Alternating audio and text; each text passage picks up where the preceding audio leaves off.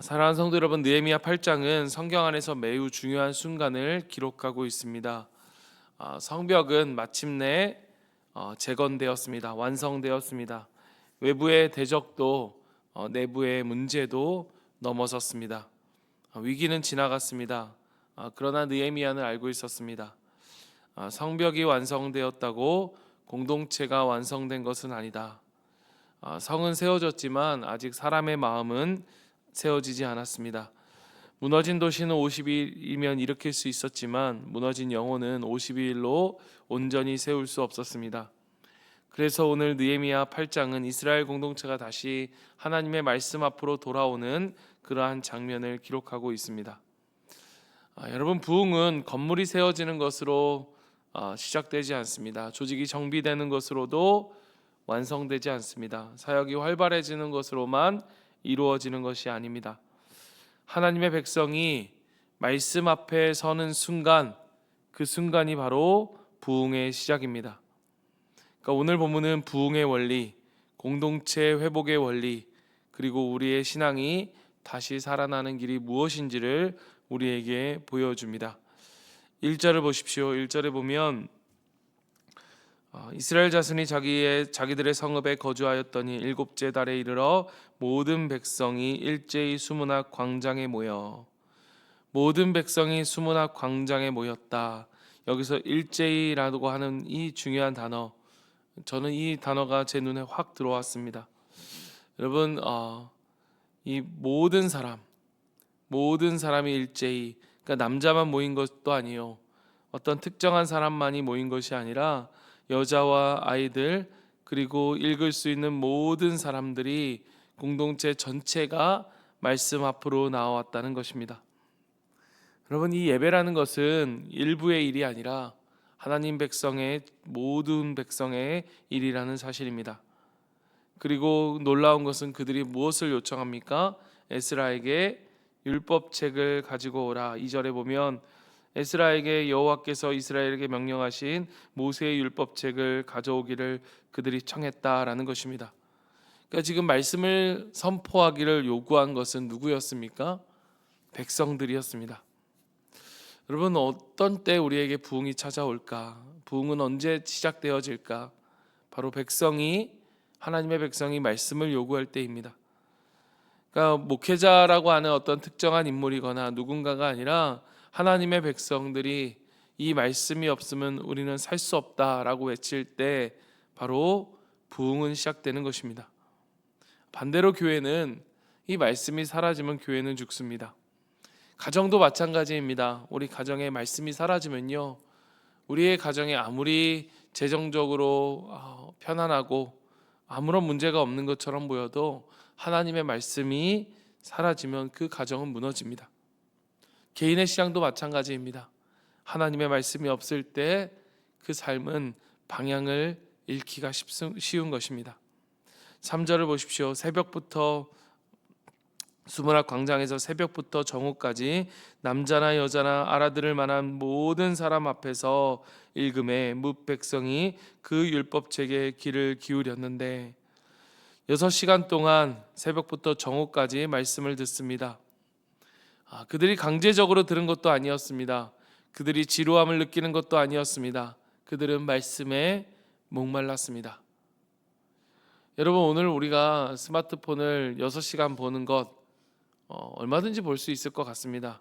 드라마 6시간 보는 것, 그것도 어려운 일이 아니죠. 게임을 좋아하는 사람들은 게임 6시간 하는 것 어려운 일이 아닙니다. 그런데 하나님 말씀 앞에 10분도 앉아있기가 어려운 것이 오늘 우리의 모습이지 않습니까? 여러분, 오늘날 우리의 영혼의 회복과 오늘 우리 공동체의 부흥의 이 회복은 바로 하나님의 말씀을 향한 갈증이 회복되는 것입니다. 그것이 오늘 우리의 부흥의 시작인 거예요.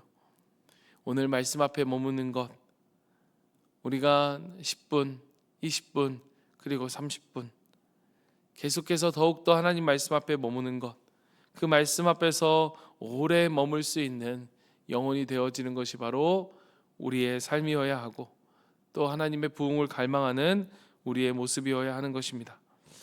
4절을 보십시오. 에스라가 그때 학사 에스라가 특별히 지은 나무 강단에 서고 그의 곁 오른쪽에 선 자는 마띠다와 스마냐와 아니냐와 우리야와 헬기야와 마사세야요. 그의 왼쪽에 선 자는 부디냐와 미사엘과 말기야와 하숨과 하스바다나와 스가랴와 무술람이라. 에스라가 나무 단위에 서고 여러 지도자들이 그 곁을 지킵니다. 여러분, 이는 단순한 이 나무다는 설교단이 아니라 하나님의 말씀을 가장 높은 자리에 두겠다라고 하는 상징적 행동이었습니다. 오늘날 우리가 우리의 삶이 방황하고 우리의 가정이 어렵고 우리의 교회가 어려움에 빠질 수 있는 이유는 무엇이냐? 하나님의 말씀을 낮추었기 때문입니다. 5절 보십시오. 에스라가 책을 펴니 백성이 다 일어서서 말씀이 펴지는 순간 온 공동체가 일어납니다. 이것은 단순한 예식이 아니라 하나님 말씀 앞에 겸손히 서겠다라고 하는 영적인 몸짓을 보여주는 거예요. 6절 보십시오. 에스라가 위대하신 하나님 여호와를 송축하며 모든 백성이 손을 들고 아멘 아멘 하고 응답하고 몸을 굽혀 얼굴을 땅에 대고 여호와께 경배하니라. 모든 백성이 손을 들고 아멘 아멘 하고, 여러분, 아멘은 무엇입니까? 나도 그렇게 되길 원합니다. 내가 그 말씀에 순종하겠습니다 라고 하는 그 고백이 아멘이죠. 여러분, 이 아멘이라고 하는 이 말은 말씀은 단지 정보가 아니라 그 하나님 앞에 서는 하나님의 임재라는 사실을 그들은 알고 있었고 그들이 그것을 인식하고 있었다라는 것의 증거와도 같은 것이 바로 이 아멘이라고 고백하는 그들의 모습인 것입니다. 그들은 손을 들고 얼굴을 땅에 대며 아멘으로 응답했습니다. 그것은 단지 종교적인 행위가 아니라 하나님의 음성을 듣는다라고 하는 것은 듣는다는 그 백성의 반응이었던 거예요. 여러분, 오늘 우리는 어떻습니까? 오늘 말씀 앞에 서는 우리의 모습은 어떻습니까? 앞에서 우리가 정말 아멘 소리가 큰 교회처럼 우리가 아멘 아멘 하라 이런 말을 하는 것이 아니라 우리가 말씀 앞에 섰을 때 우리의 모습은 어떠한가? 우리가 사람의 말을 듣고 있는가? 아니면 하나님의 음성을 듣고 있는가? 우리의 마음이, 우리의 영혼이 말씀 앞에서 반응하는 우리의 영혼이 되기를 간절히 축복합니다. 7절과 8절을 보십시오. 이 7절 마지막에 보면 레위 사람들은 백성이 제자리에 서 있는 동안 그들에게 율법을 깨닫게 하였는데 하나님의 율법책을 낭독하고 그 뜻을 해석하여 백성에게 그 낭독하는 것을 다 깨닫게 하니, 말씀을 읽는 것만으로 충분하지 않았습니다. 지도자들이 백성들 사이로 들어가서 말씀을 풀이하며 해석하여 깨닫게 합니다. 그러니까 그들에게 그 레위인들이 뜻을 그 말씀을 그 읽는 것을 깨닫게 하였다. 그러니까 우리의 변화, 이 부흥은 말씀을 이해할 때 시작되어진다는 것입니다. 여러분, 우리가 단순히 말씀을 듣는 것으로 그쳐서는 안 된다는 거예요.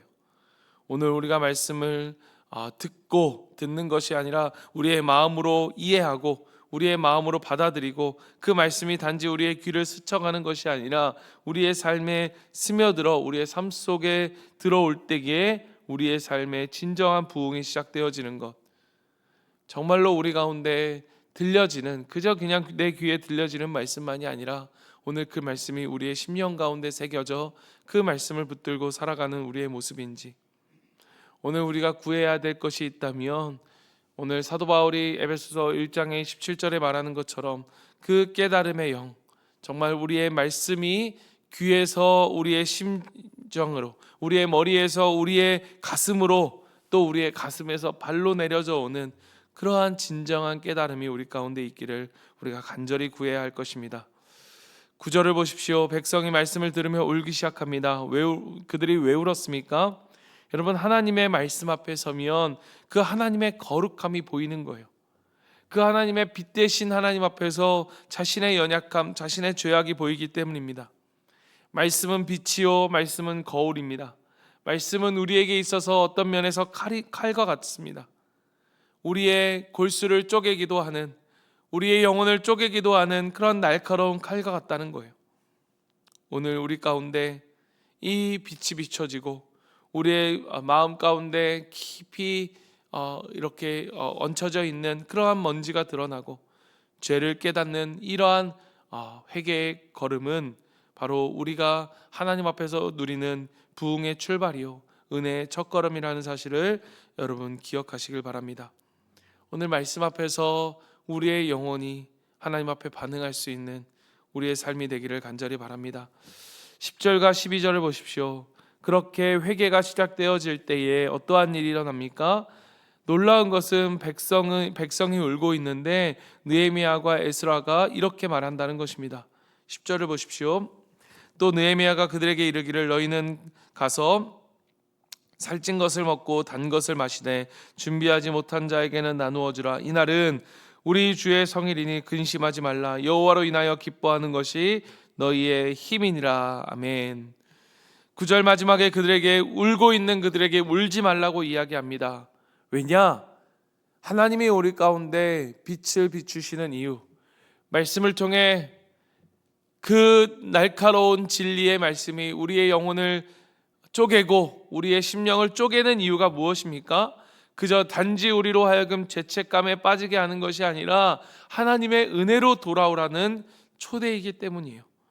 그러니까 하나님은 우리의 죄를 드러내시지만 우리를 정죄하기 위해 우리의 죄를 드러내심이 아니라 우리로 하여금 더 깊은 은혜로 부르시기 위해 우리의 죄를 드러내시는 것입니다.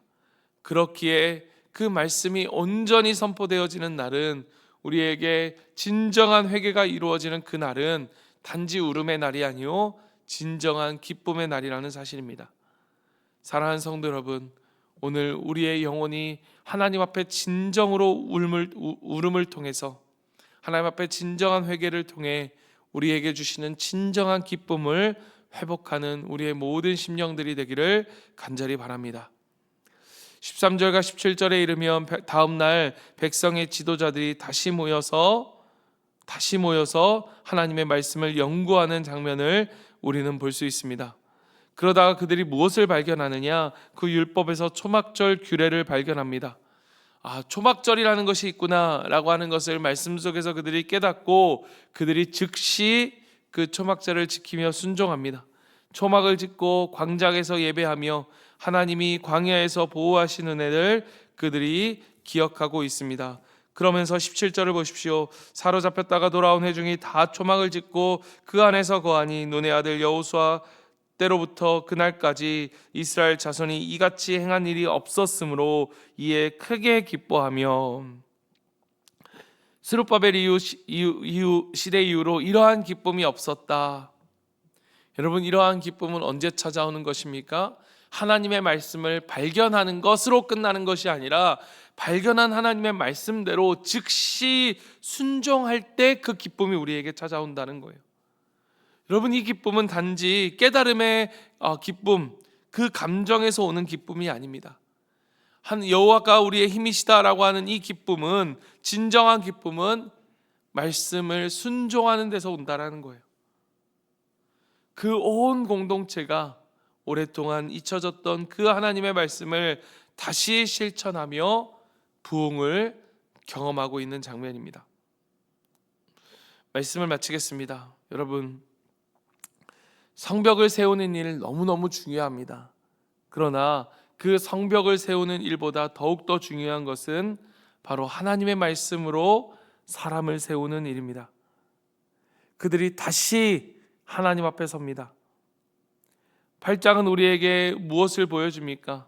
하나님의 말씀을 원하는 백성, 다시 하나님의 말씀 앞에 서는 하나님의 공동체, 그리고 말씀을 깨닫고 그 말씀 앞에 진정한 회개를 통해 그 기쁨을 회복하고, 그 진정한 기쁨은 무엇을 통해 더욱더 확실해집니까? 하나님 말씀 앞에 순종하는 모습을 통해서 그 기쁨을 누리는 이 공동체의 모습을 우리는 보게 되어집니다. 사랑하는 성도 여러분, 우리 교회가, 우리 가정이, 우리의 개인이 다시 사는 길은 다른 데 있지 않습니다. 경제적으로 풀리면 우리의 가정이 괜찮아지겠다? 여러분, 그런 일은 없습니다. 우리의 목장이 정말로 이렇게 분위기가 좋으면 좋아지겠다? 여러분, 그것은 잠깐일 수 있습니다.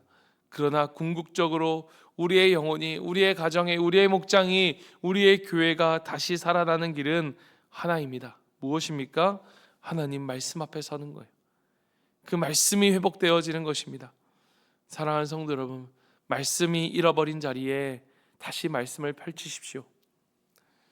오늘 우리가 우리의 삶이 다른 많은 것들로 우리의 시간들을 대체하고 있다면 그 시간을 하나님의 말씀을 듣고 이해하고 그 말씀 앞에 울고 기뻐하며 순종하는 시간으로 다시 한번 우리가 회복하는 그러한 우리의 삶이 되기를 원합니다. 그럴 때 하나님께서 우리 안에 진정한 부흥을 일으키실 것입니다.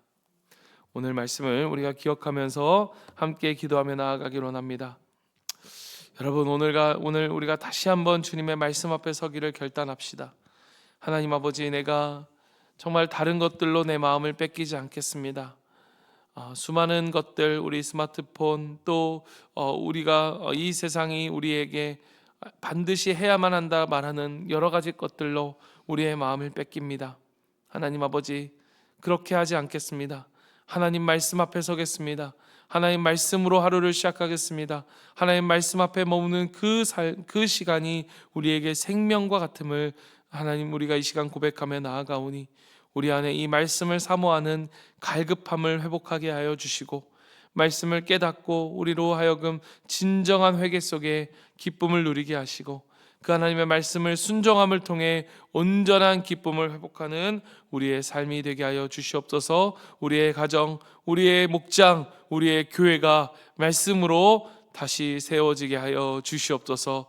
오늘 이 시간 같이 한번 오늘 우리 말씀을 붙들고 함께 기도하고 나아가고요. 오늘 있을 목장 모임과 또 여러분 환우들을 위해 기도해 주시고, 여러분 여러 가지 마음의 상심으로 인해 고통받는 우리 목원들이 있다면 이 시간 우리 목장 식구들을 위해 함께 기도하고, 이 시간 또 각자의 기도 제목들과 우리 자녀들을 위해 기도하며, 또 주일 예배를 위해서 여러분 특별히 기도해 주십시오.